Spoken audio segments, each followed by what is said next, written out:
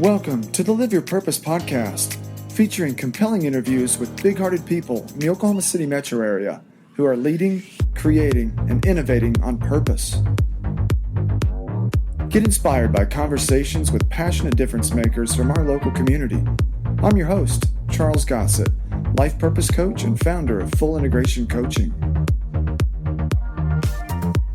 On today's episode, we sit down with Levi Dobrinski, a talented orchestra director and dedicated music education champion for students of all ages. And now, the Live Your Purpose podcast. Welcome to the Live Your Purpose podcast. I'm here today with Levi Dobrinski, who is the orchestra director at Putnam City West High School and in his 7th year of teaching. He serves as the chairman of orchestras for all Putnam City Schools and as the director of the Silver Strings of Putnam City, Oklahoma's only strolling orchestra, now in its 31st concert season. In 2020, Putnam City Orchestra program will be traveling to London on invitation from the Lord Mayor of Westminster to participate in the London New Year's Day Music Festival. Levi has also served as the state president for the Collegiate Oklahoma Music Educators Association and as concertmaster for the Symphony and Chamber Orchestra at the University of Central Oklahoma. In 2018, he was named the Oklahoma Music Educators Association Young Music Educator of the Year for the state of Oklahoma. Levi, welcome to the show. It's a pleasure to be here. Thanks for having me. I'm so excited to have you. And so, as you may know, we start each episode with a kickoff question, and you've picked yours, so we'll just do that and see where the conversation takes us. Sounds great. What makes you want to get out of bed in the morning? For me, what really makes me excited to get up every single day, of course, my lovely wife, my 5-month-old baby girl, Sadie, my lovely family and great friends, but really it's just the students that I serve every single day. Thinking of all 160 of them that I interact with every day, thinking of where they come from, thinking of their lives, thinking of what they bring to the table each day as they come to school. I'm kind of excited every day just to see where they are, that they're sharing in that life experience as I'm sharing in mine with them, and together we get to make music every single day in either a very elementary style or in a more advanced style. So really just enjoy that human interaction with my students and seeing how they live and getting to create with them every day. Yeah, well, and anybody who's ever seen you, met you in person or seen you with your students can testify to that. You know, I know that I've known that about you for several years now, as long as I've known you. And to see your passion every time that you're in front of your kids, it's very obvious. And so what got you to that point? How did you pursue music and music education specifically? And what's sort of your backstory there? Sure. I mean, it's really a complex setup. My mother was a teacher. She was a 3rd grade teacher in the same school district. I really loved those summers I got to spend in her classroom, helping her make bulletin boards, helping her to organize books on the shelf or sort papers and do some of the fun things, the logistical things that, you know, an 8, 9, 10-year-old guy just loves to do, helping their mom with their job, feeling really special and like they're doing something. And didn't really want to pursue music, but always just had a passion for it, loved playing it, played it from when I was young with my grandpa, taking, piano lessons, taught me to play the guitar, also took voice lessons, just all kind of things, enjoyed making music, didn't ever really see it being a part of my career. I'd say, honestly, until I was a junior or senior in high school, when I started helping my orchestra teacher at that time, Molly Baugh at Putnam City North, teach an elementary class. And then also I was really involved with Silver Strings. And ironically, the group I get to conduct and get to direct now, that's such a cool story that we can go into. But just really, Ann Guevara, teacher at Putnam City West before me, and just really took me under her wing and kind of took me to some of the state level things and kind of got my foot started in that and let me start dabbling and seeing what an orchestra teacher's life looked like, and went to college at UCO and really was hooked ever since. So yeah. So some of it really started at an early age when you were able to help your mom in the classroom and some of that logistical support. And And then there was this time in between where maybe music wasn't, you didn't see that as a career option. But for those that may be listening in and curious, what were some of your other career paths or degree options that you were thinking through? Oh man, I went back and forth between them. Of course, the early days of I'm going to be a doctor, and I really wanted to do that. My mom has always had some health problems in her life, and so I think looking back and analyzing that, I was trying to kind of be a fixer of that in that early path. That kind of moved over to wanting to do something with math, maybe finance, maybe wanting to get involved in statistics, something that more numbers based, which I really loved and still have a passion for. I loved math. I minored in it at UCO, but just kind of wavered back and forth. Even went down the math teacher route for a little while, and was going to have that as a backup in case I ever got tired of the orchestra thing. But it just now I'm really glad that I chose the route that I went down, and I couldn't see myself doing anything else. So. Yeah, absolutely. Well, that's really fascinating to know. And so I don't want to take us down too many rabbit trails, but I am curious about the mathematical component and how that relates to music. Do you find some of that drive and that interest in mathematics realized in music education? Absolutely. And that's, I think, what you can pick any study you want that shows that music and high performing students are corollary. And I think math is a big part of that. Even if you take the basic structure of a measure that's in 4/4 time that has 4 beats, well, we get to talk about fractions, in 4th grade, and how adding 2 of those quarter notes together make a half, because 2 quarters equals a half. And so it does supplement a lot of what they're getting in their other classes. And then when you get to a more advanced level and you get to high school and you look at phrase structures of being 8 measures versus maybe 16 measures, and it might change based on the type of the piece, really does tie a lot back to math and how the notes and the phrases and everything work together, and really make what each piece is that we listen to. So yeah, and there are so many different aspects to your roles, plural, really. But you've got the instructional components where you're actually teaching the students musical skills in a variety of ways, and then you have also the performance.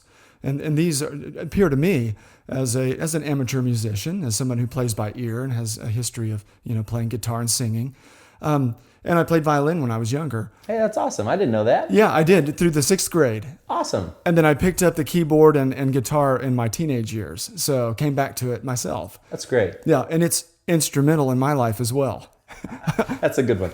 Pun intended.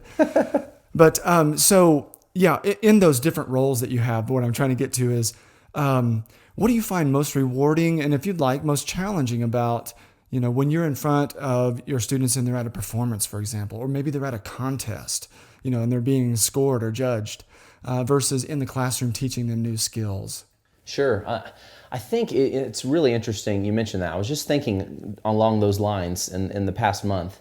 It's so tough on that concert stage. We have a great music community here in Oklahoma City, here in the state really, especially for orchestra. We're a very tight-knit community of directors, but it's so difficult to put your group that you've spent days and months preparing something.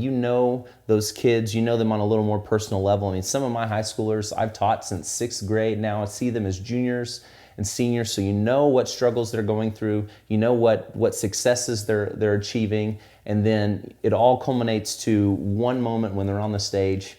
And we talk so much about how to make that moment worth it, but it's really difficult to lay that in the hands of somebody that's sitting in a chair that definitely has the credentials and definitely has the expertise to give an appropriate rating, but at the same time, they don't know all that backstory, and as I've taught, my favorite things aren't maybe necessarily the concerts. I love them.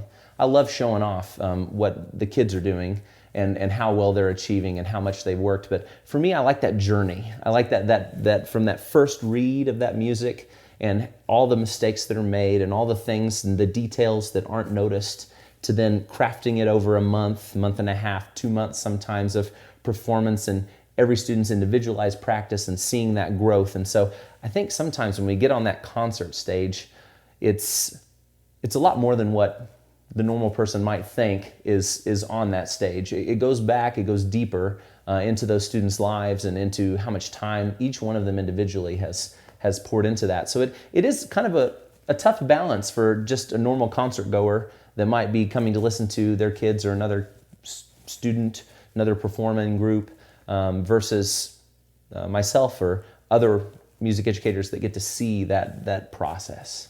Right. Yeah, there's a whole lot going on behind the scenes.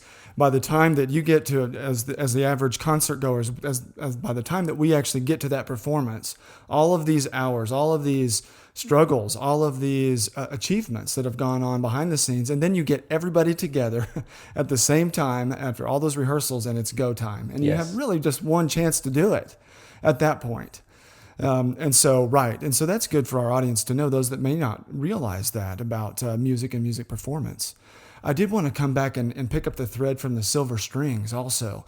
There's some of these same components there. You have the rehearsals, you have the performance, but there's something really unique, several unique things about the Silver Strings program, and just wanted to give you a couple minutes to talk about that. Absolutely. And for those people that don't know what Silver Strings is, it's a strictly strolling orchestra. So your normal aspect or your normal take on orchestra might be chairs and stands, people sitting on a stage, performing with a conductor waving a baton, clapping very formally, bravo, at the end.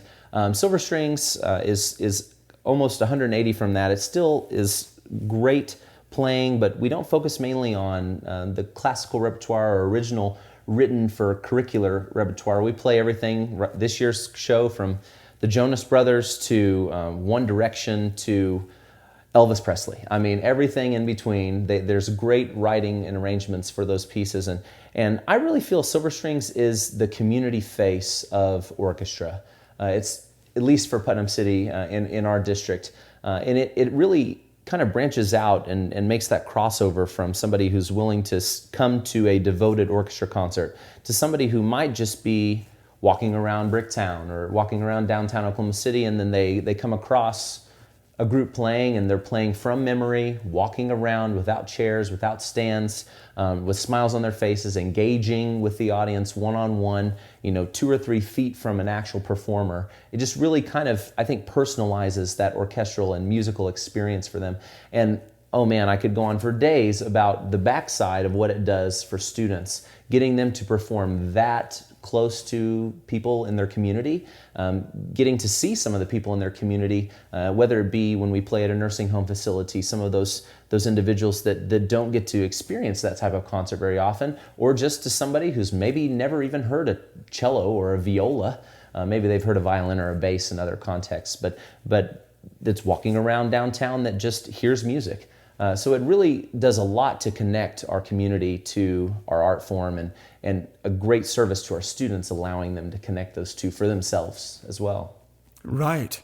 And so, of course, I'm very supportive, and we have a daughter that's in the program, and we've been to lots of the performances. And one of the interesting things, too, about the Silver Strings is that they do an annual event, or they're part of an annual event, a 5K. Yes. On the 4th of July. Did you want to talk just a little bit about that? I'd love to, yes. Okay. It's the Stars and Stripes Forever 5K.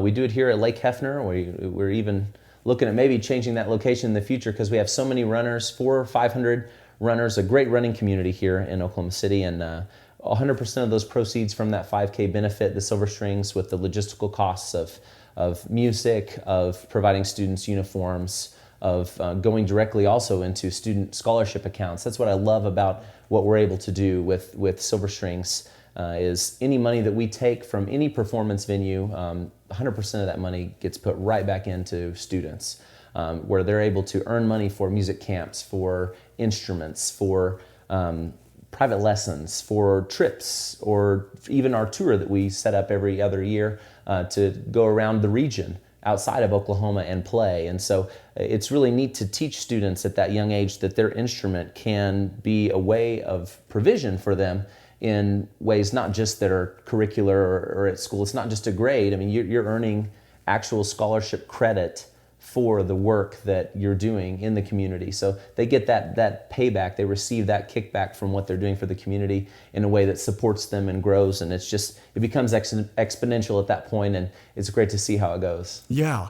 And, on that point with all the opportunities that are afforded to students that are involved in Putnam City orchestral programs. We mentioned the London trip that's coming up Yes. in 2020.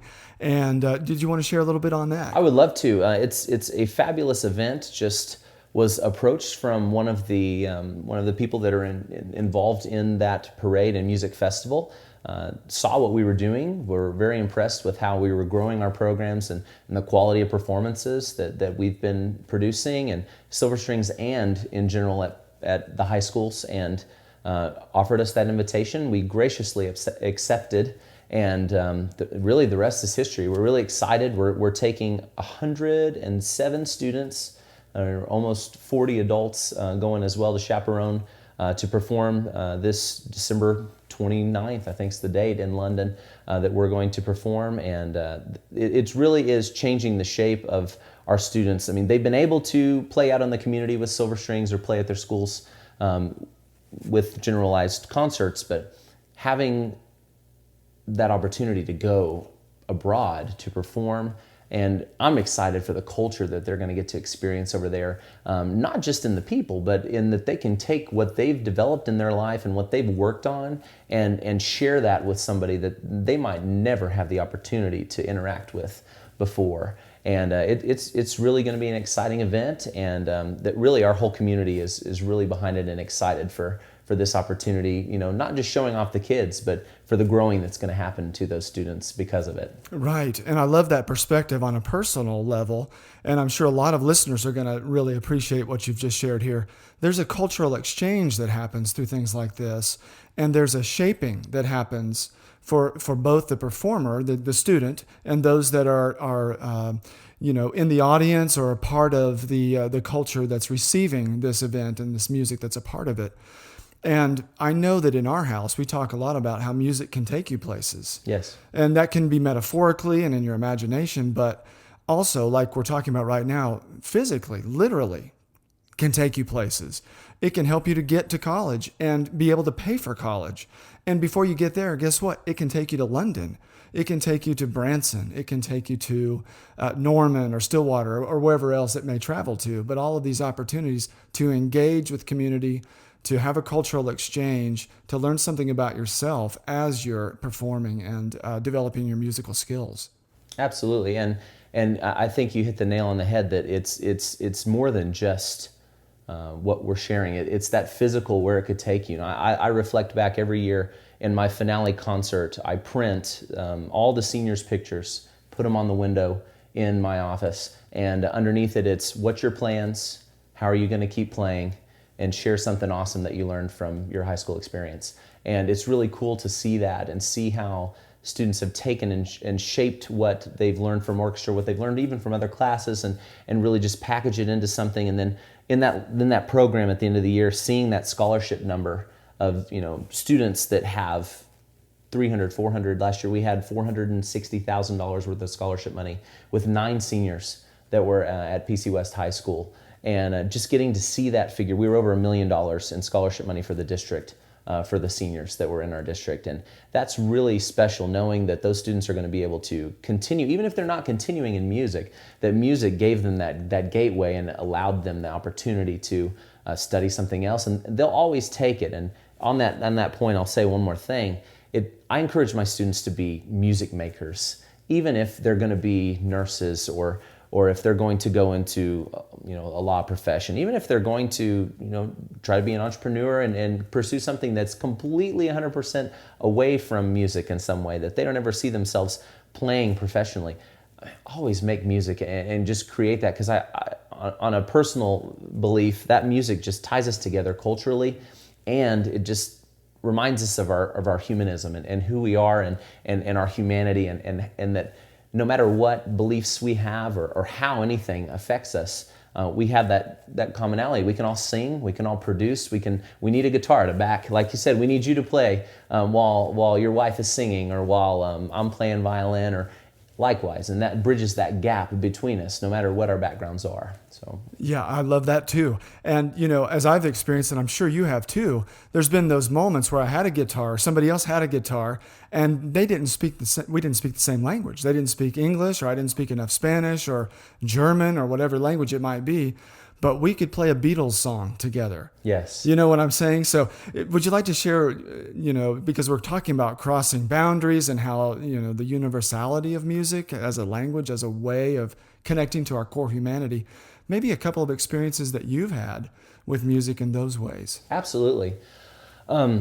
One, I could think back to college when I was just playing in a Western swing group that we created at the school, and a couple guys were not from the school, but we just got together and played old Bob Wills tunes, Western swing, some gypsy jazz kind of stuff, and so we decided that we were going to play at a folk music festival that was in another state. I think it was in Kansas City at the time, and we stopped to eat barbecue, and there was a gentleman there, and he was picking guitar, eating on a rib, picking guitar in the barbecue restaurant that was kind of a hole in the wall in Kansas City.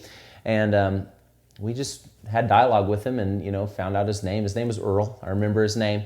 And we just said, "Hey, Earl, come play us a tune here. We're a band. We've got instruments in the car." We talked to the proprietor of the restaurant and, barbecue fingers and all, we rinsed them and grabbed instruments, and 45 minutes, hour later, we were jamming and just creating music with a complete stranger that we had just met in a different state, in a different city, and just having fun harmonizing with him as he played the guitar, and I filled in licks on the violin, and my friend Harvey would fill in bass. Like it was a cool experience, and kind of something that as we kept driving to our final destination, our hotel that night, it just hit me like, this is somebody that we will probably never see again, that we would have never run into in just a normal way of life, but we shared that moment together, and we were able to create music. And that's really my goal for our students too, whether it be a worship band at their place of worship, or whether it be a family event that needs music, or whether it be really anything in their life, that they have that ability to play something, or to, even if it's playing for their child. My little 5-month-old, I love getting out my violin and playing for Sadie, playing my guitar for her, just making those sounds that she smiles to and that she can react to, knowing that someday hopefully she'll sing with me and we can create music as a family. So it just really wraps all back to what you said, that humanistic approach of really seeing each other for not just what's in front of us, but on a deeper level. Mm-hmm. It certainly is. And I can attest to being able to sing along or play music with a family member. My dad plays guitar as well, and he plays a lot of folk tunes and things like this, songs that I may or may not have known beforehand, but he has granted me access to another culture, another place in time. And music has that capacity too, to speak beyond or through generations, and to be able to share that within your family. And so we've worked back and forth to communicate in ways that we never would have been able to talk so directly as music allows us to do. And that's one of the things that music, you can try to put up your guards, but it's like a good poem. It's going to come right through you if you're paying attention to it. Exactly, and I'll share another story from that. Like my stepdad, I don't use the term stepdad. He's my dad.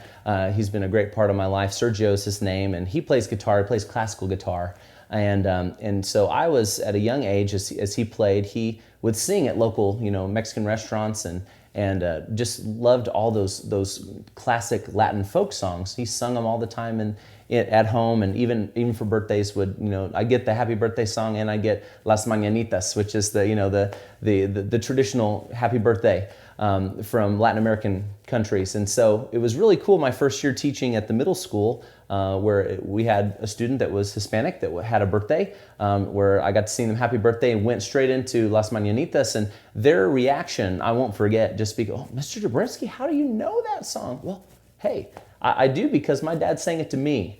And having that, it really can break down cultural barriers too, I think, and allowing us to see how each culture celebrates in different ways, and just that little touch of singing to that student in a way that even their parents could have sung to them. And it happens all the time in the music that we select. If we select, we're playing a piece right now called Sahara Dreams, I think is what it's called. It's a great piece for an intermediate orchestra, and it has kind of that sound of Northern Africa, kind of that Egyptian sound, if you will, that really defines that region, and we're able to have those discussions about what that comes from, what are the traditional instruments that are played in those countries, and why we play that strange augmented second, and what it's called, a technical term for what gives it that sound, and so they can kind of connect what they hear with the cultural aspect with the technical, and it's a cool blending and a marriage of all three. Yeah, and they're getting to engage physically with it. They have the intellectual, they have the emotional, they have the deeper level understanding, the cultural relevance, the history, and then they're actually performing it. They're engaging it. Yes. And so, they have their narrative that's going on. They have the teaching that you're giving them. Their own interpretations are coming through that music, which is another gift, I think.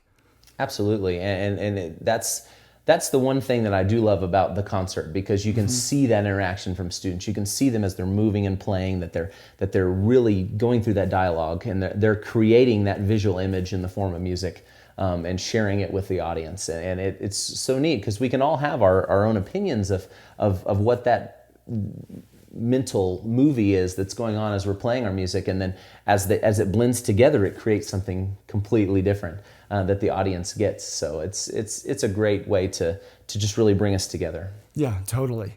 One of the things that you've mentioned a couple of times now is about your goal and your really intention to have students be, I wrote down, lifetime music makers. Yes. But above all, to be music makers, to continue in one way, shape, or form. And I know I speak from personal experience. When I put down the guitar for a while, I had some trouble in my life, some addiction, and Sure. It was really hard to pick up the guitar because I was just suffering so strongly. And that guitar meant so much to me before, and now it really didn't, through depression, etc.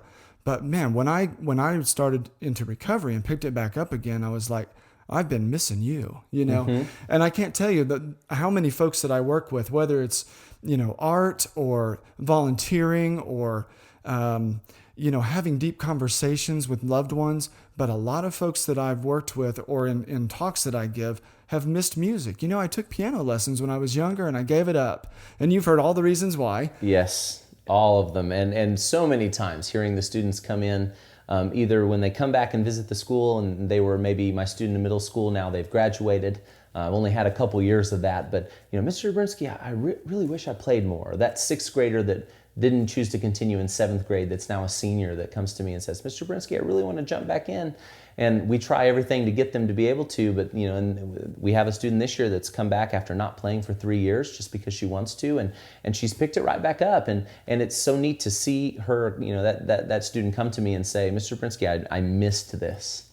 I missed the performing, I missed the community, I missed the culture, I missed what we were creating together. And it's neat to see even a high school student understand that they can feel that, and that they can find a way to plug themselves back in to something that they feel they're missing in their life. Yeah, I love that. A big part of music for me, and I think for you, I'm hearing the similar language. The word that I'm using is it's meaningful. Yes. It's about music making is about making meaning also.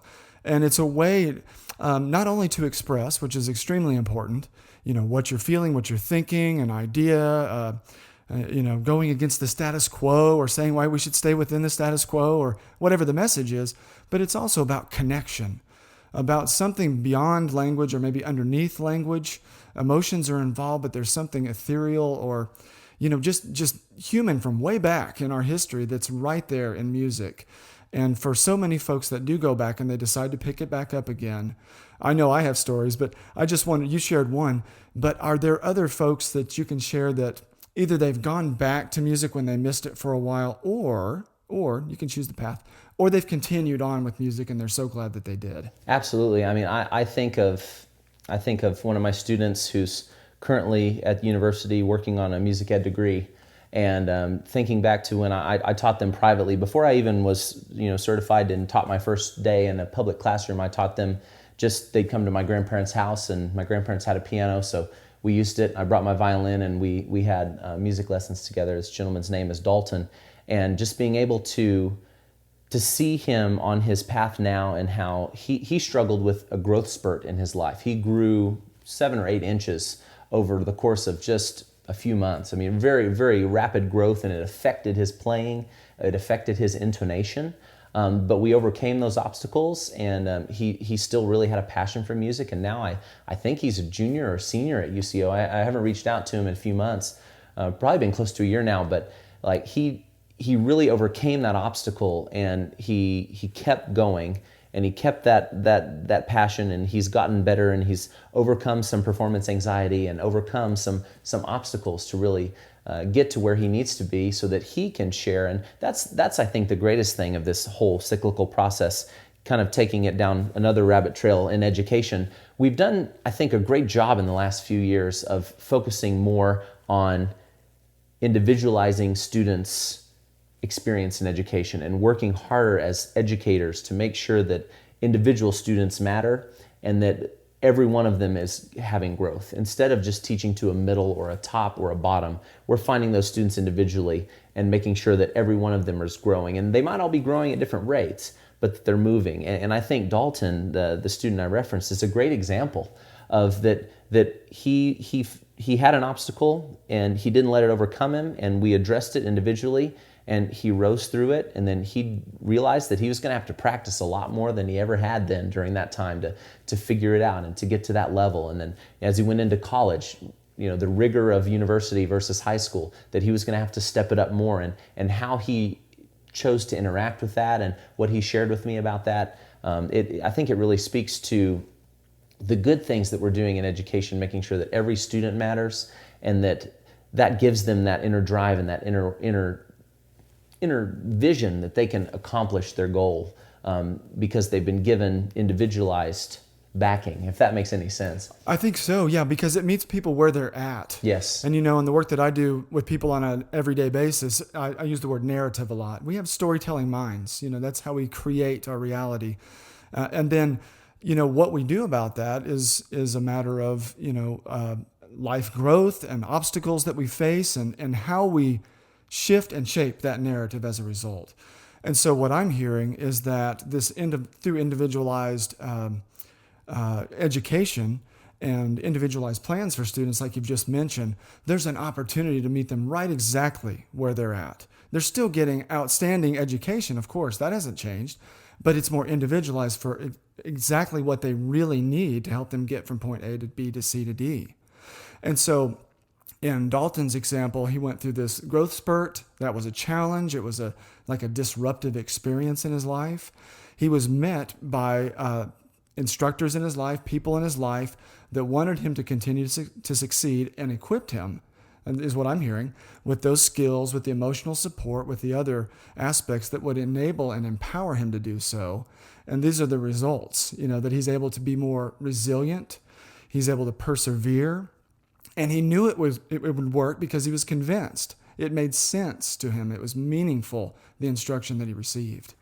Yes, and I think you hit the nail on the head with meaning. Mm-hmm. When students see that the education that they're getting is meaningful and they can make that connection, it takes us back to silver strings. When they're able to see a yard from them, just a few paces from them, the power of the music that they're creating and how it's making someone smile, or it might be taking them from whatever emotion they were in today to just a brief minute of reminiscing in a song that they hear, or just being met with a smiling face that's creating music. Like it makes it real to that student that what they're producing is really affecting change on somebody else. If I say anything about the current state of students, at least where I teach right now, it's that all of them want to make change happen, whether it be on a small scale or a big scale.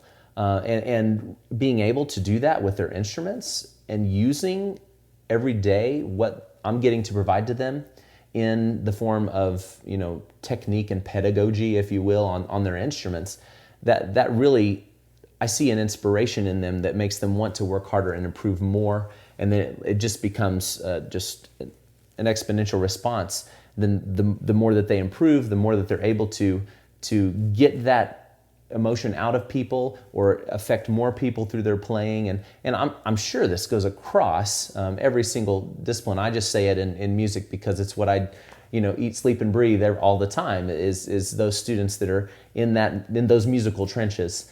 doing the work of hours and hours in the practice room for that very emotion that their audience gives to them in the form of feedback or just a smile in the case of Silver Strings. So yes, that meaning piece is really key.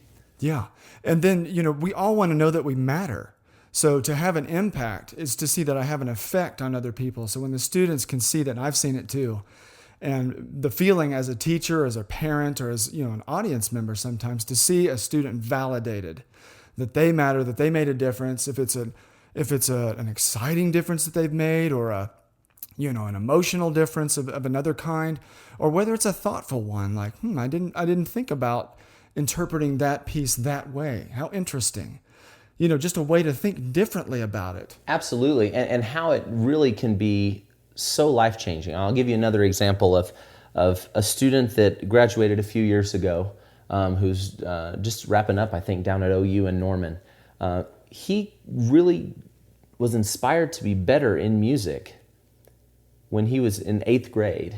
His name is Santana.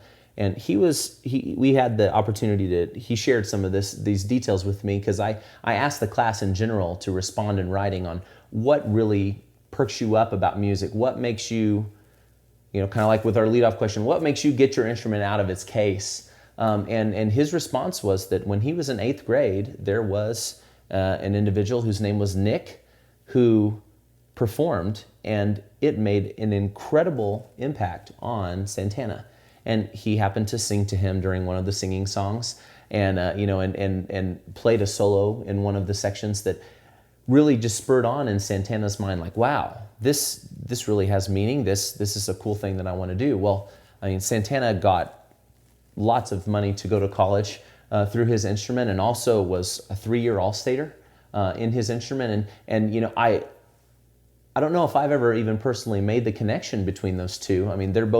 They're both friends of mine. I know Nick, and I taught Santana, even though I did, I was friends with Nick and in a different relationship with Santana. But I don't know if I've even ever made the connection that, hey, Nick, do you realize that you impacted this student's life so much? And now that they're both in their 20s plus, I don't know if Nick will ever know that story. After this podcast, I think I'm going to message him tonight, because I don't think I've ever shared that with him. But how many of those type of connections never get narrated? They never get shared.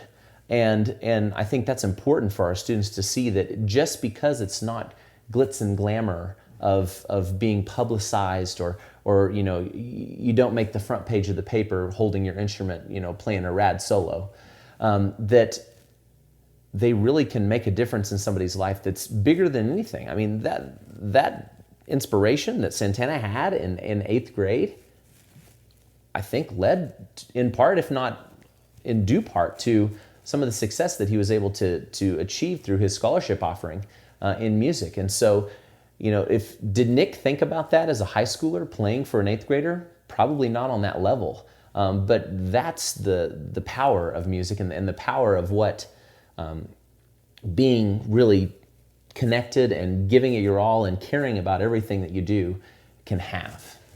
Absolutely. And what a great example. The title of this, intentionally, of this podcast series is Live Your Purpose. And I'm hearing a lot of purpose. When we really get deep into our purpose, there's a lot of passion there, and there's a lot of connection, a lot of meaningfulness, all comes together. I'm hearing it come through your language right now, And I'm inspired. I'm literally inspired. I'm thinking, you're going to go back and contact, these folks and let them know. And it speaks again for me to your passion and your commitment and your just your drive to be an excellent teacher and to care about these kids and set them on the right track in these formative years. So I just wanted to say that, I guess.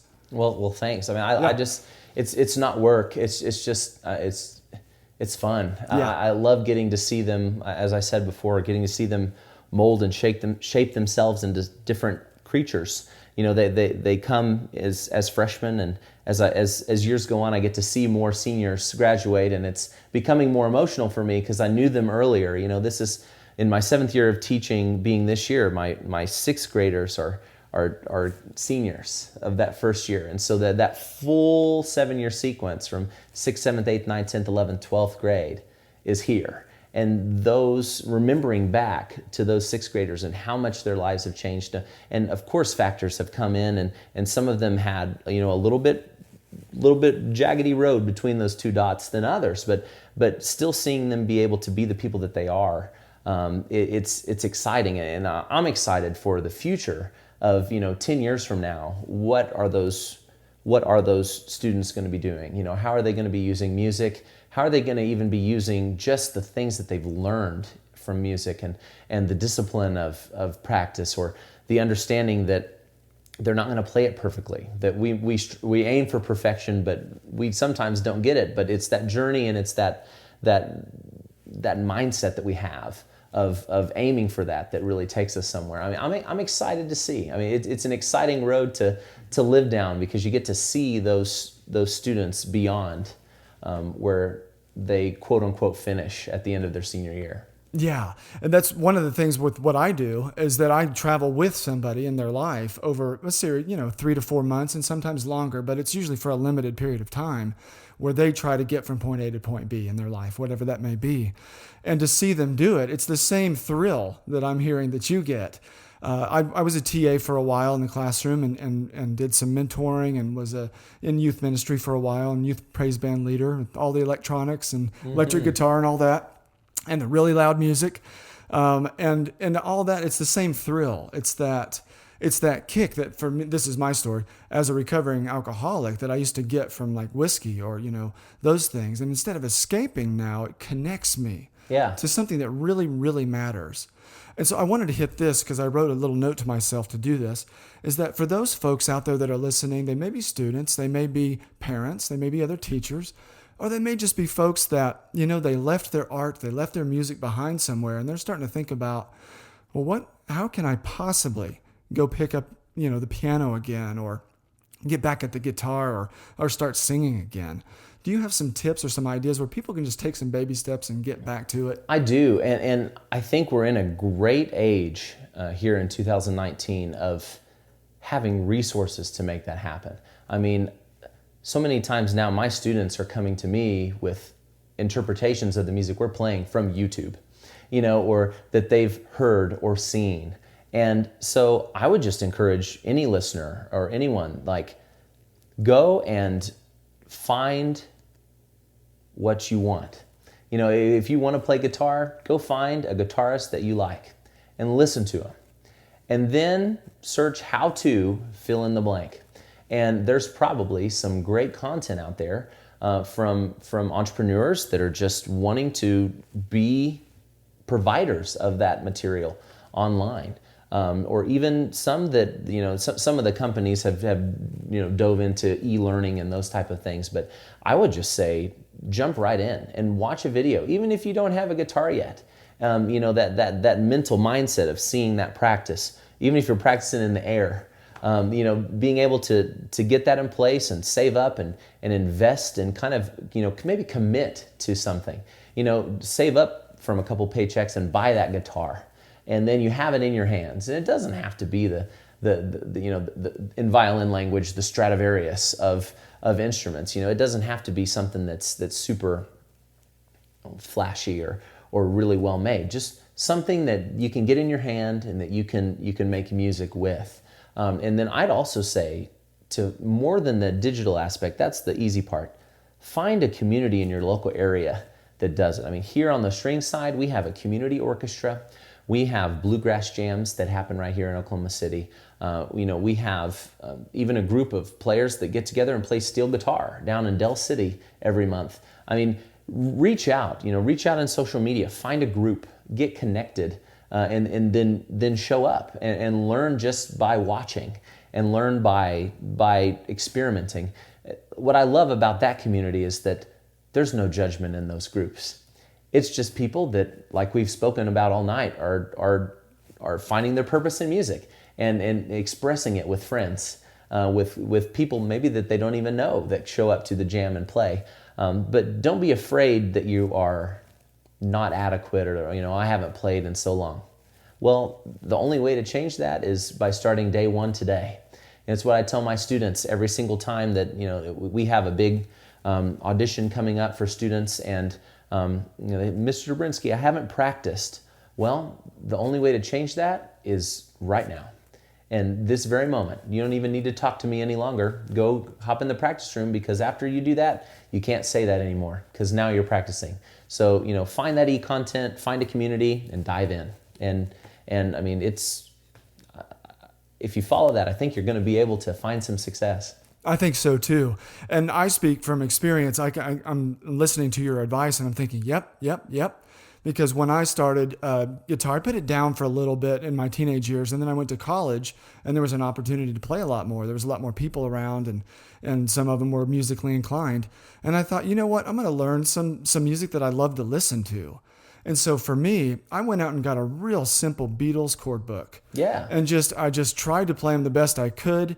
And I hurt my fingers a lot, until I got the calluses. It always happens on the string side of things. Mr. Dobrinski, my fingers are hurting, and it's real. If it hurts an adult's fingers, but it's one of those step stools that you got to get past. Right. So lowering those barriers that you might have out there. Anyone listening to this, if whatever your resistance is, look for ways to move around the resistance. If you really want to do this, if you are passionate about music and missing it, get back to it. That's the short answer, right? And then you've got about a dozen really great strategies that you can go back and listen to and write down and take action on, right? So I love that. We're just about out of time. I try to keep these at about 45 minutes. Sure. Anything that we didn't hit or like a closing message that you'd like to Absolutely. share? I think, being an educator, I have to say, I have to plug the support your local education initiative, and that's not just on a education, quote unquote, but just pour into your teachers, because we give a lot of ourselves to our students, and sometimes we give a little more than we can even replenish. And so I would say that if you're passionate about something, reach out to the people in your community. I would absolutely love for a musician that is passionate about music to knock on my door in my office at school and say, hey, I used to play violin. What can I do? I'd find something, for them to do with silver strings, or even if they wanted to come and be our number one concert goer, making sure that they know all of our events, that they're plugged in. Just reach out to your educators, reach out to the people in your community, and make sure that they're feeling supported. And then the last thing I would say is just kind of goes along with the whole theme of today. Just don't be afraid to take that step, and don't think starting something is too difficult. I love that adage of, a journey of 1,000 miles starts with that one step. So take that one step. I encourage my students to take that one step every day. Even if they're fourth graders learning how to play the D string, the first note they learn the first time, or if they're trying to play a college audition piece, it's that same step that's going to get you to that next level. So don't be afraid to take it, and do it with purpose. Right. So you heard it here. We're going to end on that. Can't say anything else to that except for to echo what Levi Dobrinski has just said. Get started. Support your teachers. The way that you can do that, he's mentioned several ways to support teachers. Mentor, with your skill set. Jump in there and volunteer. Be an advocate. Be a promoter. Share some events on social media and tell your friends about all the good stuff that's going on in your own community. Exactly. And if you've missed music, get back to it. Take that first step. It may be a long journey, but the first step is the first step, and that's the hardest one to take. So get after it. Levi, I want to thank you so much for sitting down with me today. I really appreciate it. Hey, sure enjoyed it. Thanks for having me.